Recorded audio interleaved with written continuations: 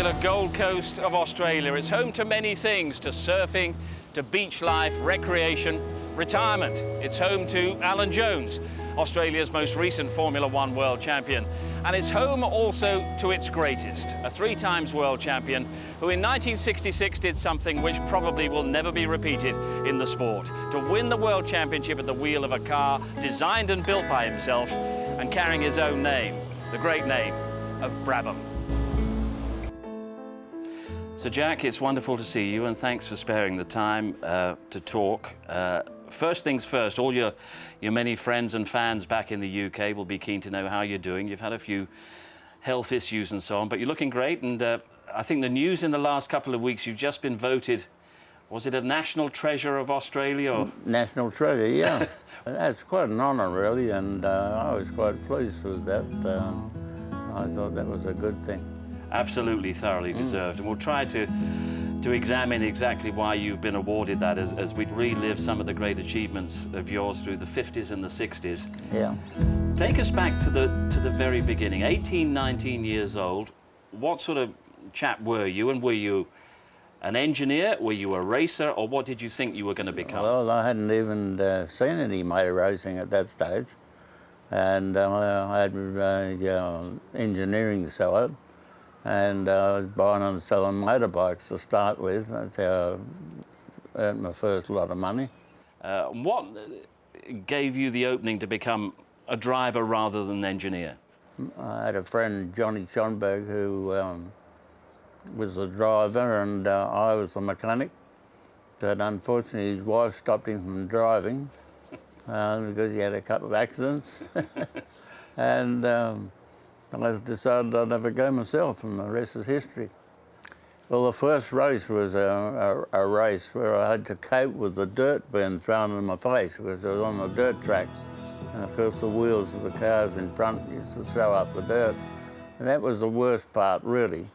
But after I'd had 3 nights, I finished up in front. But it was a grounding that you need. Everybody needs a grounding in motorsport. And I was lucky to have that. But your driving style behind the wheel, you were very upright, very sort of forward. Sterling was... Well, that was from the midget. The midget used to have the steering wheel well back and a lot of purchase on the wheel. But my style had to change, of course, to keep up with the rest. And but the early days on the midgets, of course, sharpened up my reactions. And I think it really helped for driving in the rain and that sort of thing. It really tweaks up your reactions. Having owned a Cooper Bristol in Australia, when Jack came to England, he went straight to John Cooper looking for work. He found a company full of ambition and innovation, but it was the invention of the rear-engine racing car that really put Cooper on the map. Why was it so obvious to Cooper and maybe yourself that rear engine was the direction to go? Why did it not occur to anyone else? Because you were the real pioneers. Well, I don't know really, but I liked the idea myself, and I certainly helped a lot with the development of it. The fact that everybody's got a rear engine car now, it must have been the right idea. Seems obvious now, doesn't it? Yeah. Well, our big problem in those days, of course, when we first started, there was no gearboxes for rear-engine cars. So we had to make our own. So late 50s, you were sort of learning the craft of being a race driver. You were back and forth to Australia. Yeah. And what about the drivers that you were competing against in that era? I mean, the great names of motorsport, but who stands out in your mind as the most competitive and the guys that you like to race against? Well, Phil Hill, of course, was a very competitive driver. Sterling was probably the best driver I've ever driven with, really, from a competitive point of view. And I learned a lot from him. And I'd been to a BRDC meeting up in London. And after that, I had to get to Crystal Palace to pick up some bodywork. And anyway, I went across Westminster Bridge and going round the roundabout and everything, and next thing there was a policeman chasing me on a motorbike with sparks coming off his footrest. So I pulled in the side and the policeman pulled up, parked his bike in front of the car so he couldn't move, and strolled back to the window and he says, "Who do you think you are? Sterling Moss?" I said, "No, but I love beating him." God, he said, "That's really made my day. What's your hurry? Where are you going?" And I said, "Well, I've got to get to Crystal Palace. I'm not sure of the way." So he said, "Follow me." And I couldn't keep up with him. Sunny Monaco and the Grand Prix, the first event in this year's world title contest. That 59 season brought Jack only 2 wins in Monaco and Britain. Chased home by Tony Brooks in a Ferrari, Jack Brabham Cooper took the event at an average of 66.7, one up to the Australian ace. But having secured podiums in Holland and France, he was in contention for the title when he had a serious accident in Portugal. Yeah, that's the only accident I've had driving, so it's not a bad record, really. But unfortunately, I got tangled with a Portuguese driver, and he knocked me off the track, and I hit a telegraph post and knocked the telegraph post right over. Now, there 2 things saved me. One was the telegraph post. That stopped me going down in amongst the trees, and I ricocheted off the post back to the track. And the second thing that saved me was I didn't have a seatbelt. And when the car was upside down coming back, I fell out. And the car hit the track and destroyed itself. My goodness. So luckily I wasn't in it. Jack may have survived, but others weren't so fortunate. This was a very dangerous and difficult period in Grand Prix racing, and many of Sir Jack's friends and colleagues were lost in this era. Having recovered from his injuries, Jack arrived in Sebring in Florida, still in with a chance of the world title. Brabham is favoured here in the December sun, but he's been up all night working on his car, and the 40 laps of this 5-mile circuit might prove too much for his number 8 Cooper Climax. I led the race all the way up till the last lap. It's Brabham all the way now. The race and the World Championship are his, with just 1 lap to go. And team manager John Cooper welcomes his winner home. But there's something wrong.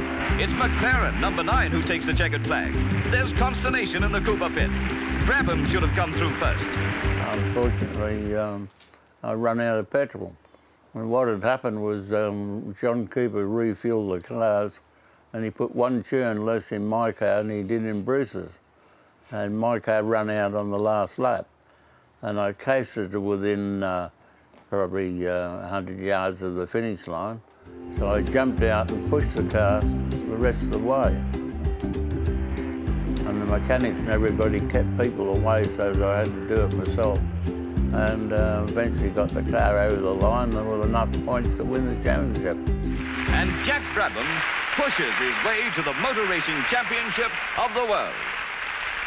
But did you think that the championship was lost at that moment? Did you have any idea what was happening? No, not till I finished the race, because I didn't know what happened with the rest of the people. But I finished with enough points to win the championship, which was great. Running out of fuel seems to be part of my career.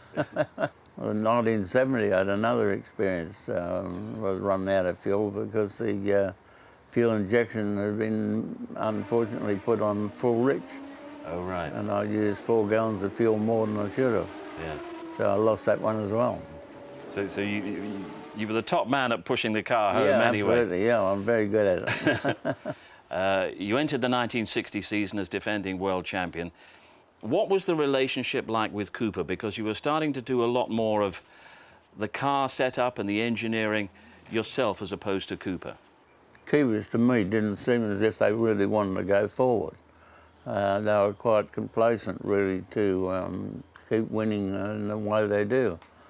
But I was of the opinion now we had to move forward, and I knew that Ron Tauranac was an extremely good car designer. So I got him over from Australia, and we formed a company and started our own car building.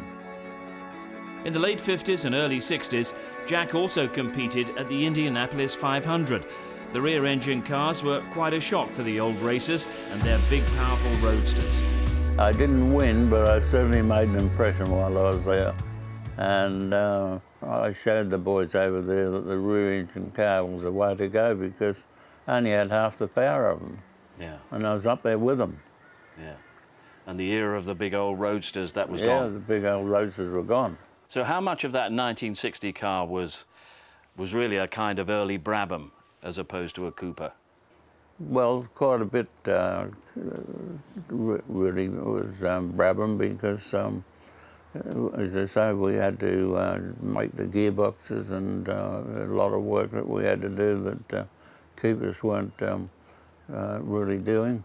And we got at the stage where it was race winner again. What were the highlights from 1960 that stand out in your mind, the racing highlights? Winning at Reims, I think, the French Grand Prix in 1960 was a fantastic race. The race was probably the most competitive race I'd driven in. And to win that race was very, very satisfying. And 1960, compared to 59, it was a far more dominant season. Yeah. It didn't have that sort of nail-biting climax to it. But in many ways, it must have been a lot more satisfying to win the title that way. It was a lot more satisfying, and racing against the Ferraris and beating them was fantastic.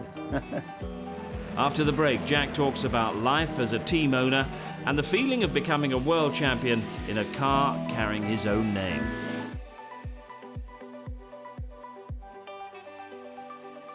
In 1961, Sir Jack Brabham left the Cooper Car Company to set up his own team in partnership with his friend and colleague Ron Tauranac. But despite already being a 2-time world champion, he couldn't trade on his own name just yet. We started an organisation called Motor Racing Developments, so we used the initials MRD until such times as we were pointed out that that wasn't the name to have for France. So, oh, I see, yes. So we decided to change the name, and we changed it to Brabham. Yeah, and that started to mean something different in France quite soon after that. But they were difficult times because the regulations had changed. You were back down to the sort of 1.5 litre formula, and it was tough for you to be competitive, wasn't it? Well, we won the championship twice with a 2.5 litre. And when it come 1.5 litre, of course, we were right on the back foot because Coventry Climax didn't have an engine that was competitive with the Ferrari. So Ferrari started winning the races then instead of us. And that happened for a few years till such times as they changed the formula again to 3 litre, and then we were back in business. Yeah. But in the meantime, you were producing cars and selling cars very successfully. Were you sort of evolving into Jack Brabham, the businessman, rather than the racer at this point? We were always trying to do better with our cars, of course. So the engineering side was always there, even if we weren't winning. They were always striving to win. And the engineering side was always a very good interest as far as I was concerned. And I had just as much pleasure out of that as I had out of driving. The early 60s were a struggle for the newly formed Brabham team. Between 62 and 65, Sir Jack never achieved higher than 7th in the Drivers' Championship. But thanks to the new Repco engines, 1966 proved to be very different. What was the moment of sort of inspiration that took you to Repco for your engines? I had the idea, and I was going to do it anyway with aluminium block and build an engine around it. But I went to Repco and asked them if they could help me. And they agreed to, and they built the engine, done a very good job of it. And we started winning races again.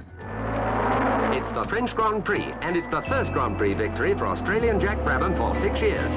It's also the first time that a driver has ever won a world title event in a car of his own construction. That was very, very satisfying. And well, we had an Australian team, you know, we had Ron Tauranac, and we had Australian and New Zealand mechanics. It was really a great effort. And to win for Australia, if you like, was a great honour.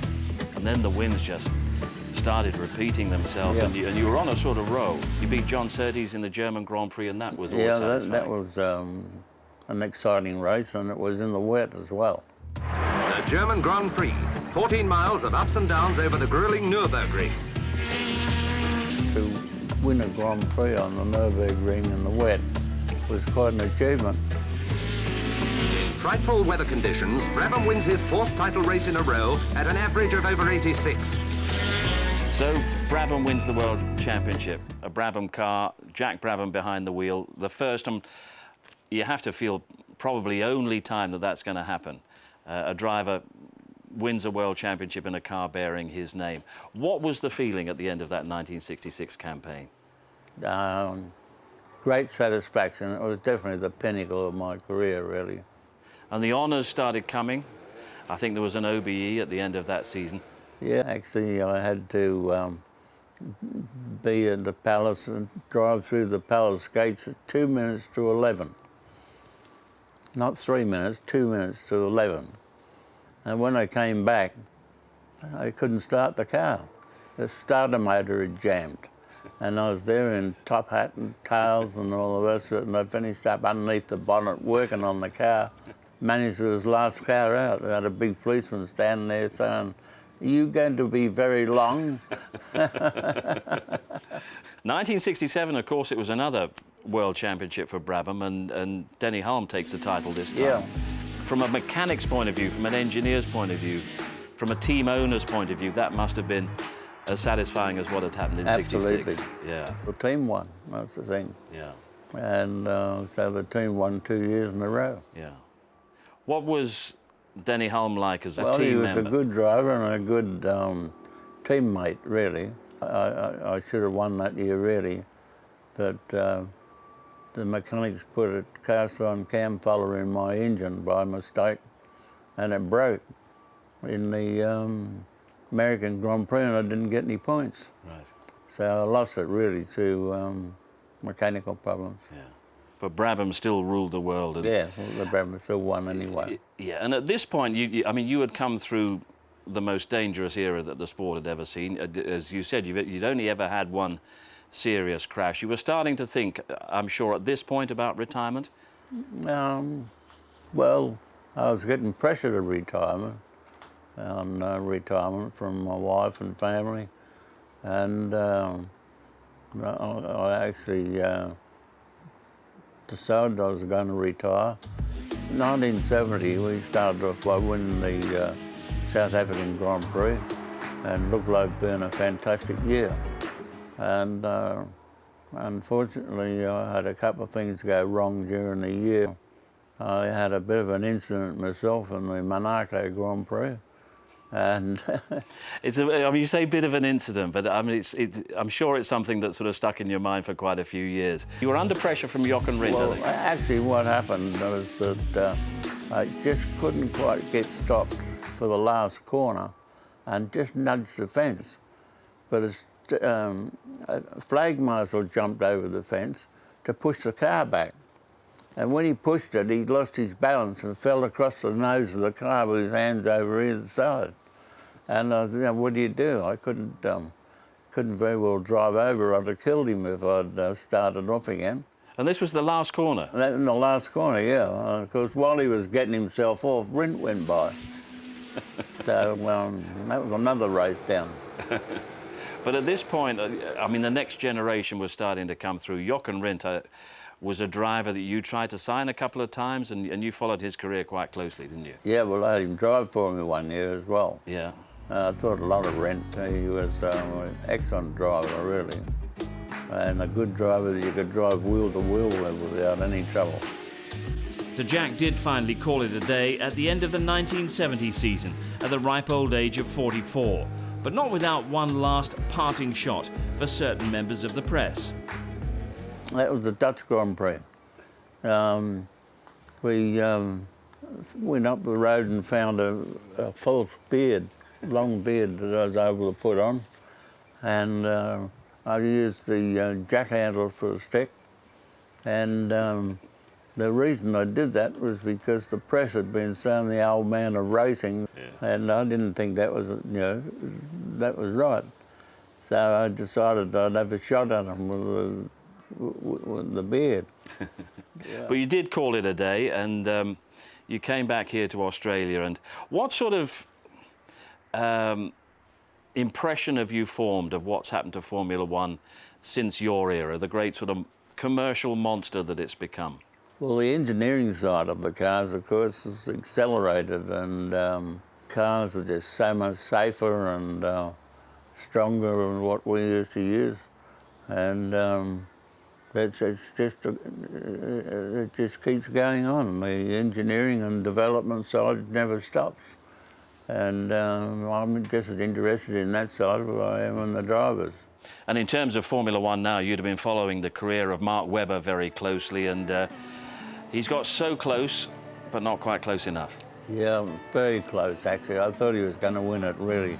But unfortunately, he lost it in Korea in the wet, and it cost him the championship.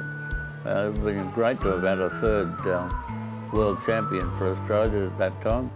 But unfortunately, he's now got the battle of one or two good drivers coming along, and I think he's going to find it pretty hard. Just one or two. And talking of good drivers, the Brabham dynasty continues.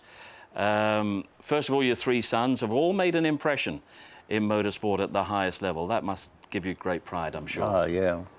And to have three sons come along and all do as well in motor racing at the time, it was very satisfying.